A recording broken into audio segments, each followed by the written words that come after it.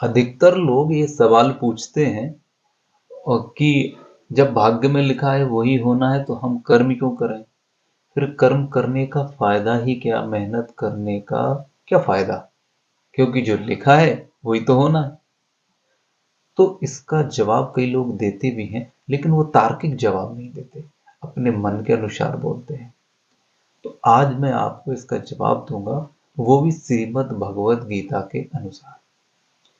तो कर्म ही भाग्य का माध्यम है।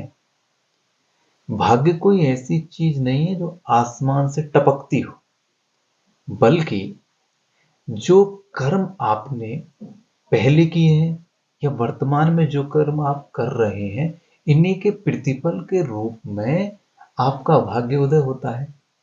श्रीमद् भगवत गीता में श्री कृष्ण भगवान ने कहा है कि कर्म कर, फल की चिंता मत कर। यानी तू जो कर्म करेगा उसी का फल भाग्य बन के आएगा। तो पहली बात तो ये हो गई कि कर्म पर ही भाग्य टिका हुआ है, भाग्य अज्ञात है। दूसरी बात यह है, किसी को पता नहीं किसी के भाग्य में क्या लिखा हुआ है। मान लीजिए आपके भाग्य में मेहनत करना ही लिखा हुआ है कि ये व्यक्ति मेहनत कर कर ही सफलता प्राप्त करेगा, और आप हाथ पर हाथ रखकर बैठे रहे, आप भाग्य के भरोसे बैठे रहे कि खुद ब खुद कुछ हो जाएगा, जबकि लिखा था मेहनत करेगा तो तुझे फल मिलेगा। तो उससे आपको क्या नुकसान हो जाएगा कि आपके भाग्य में लिखा था मेहनत के फलस्वरूप कुछ आपको मिलेगा, वो भी आपको नहीं मिल पाएगा और आपका बहुत बड़ा नुकसान हो जाएगा। नंबर 3, पुरुषार्थ की शक्ति।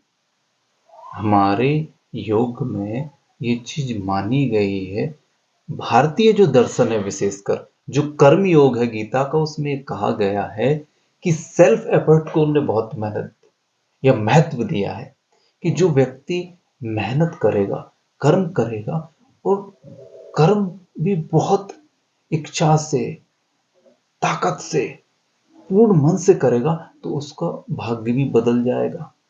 तो सेल्फ एफर्ट को बहुत सम्मान भारतीय दर्शन में दिया गया।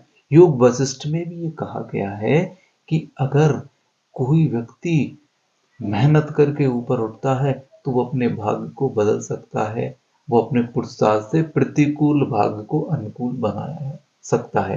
तो ये इस बात का मुख्य जो कारण है वो कार्यकारण पर निर्भर है कि भाग्य आपके कर्म पर निर्भर करता है। तो आपको करना क्या है? हमेशा कर्म करते रहना है, करते रहना है, करते रहना है, और आपके उन्हीं कर्मों का जो फल है वो भाग्य रूप में बदल के आपके सामने आ जाएगा। ये गीता का दर्शन है, तो इसके अनुसार चलें, सनातन के अनुसार चलें। धन्यवाद।